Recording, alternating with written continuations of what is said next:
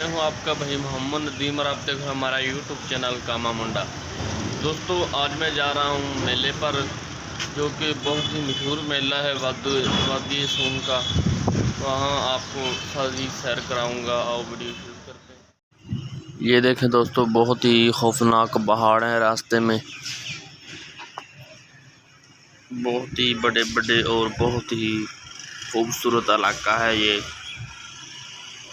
वादी सून सकेसर। ये देखें दोस्तों आगे का माहौल।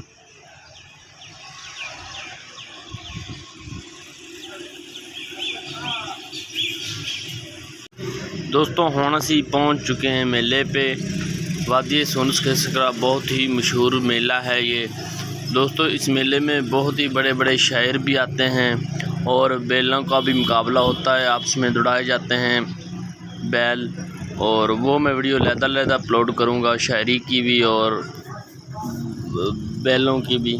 आज मैं आपको सैर कराऊँगा सिर्फ मेले की। ये देखें दोस्तों, बाबा सखी दरबार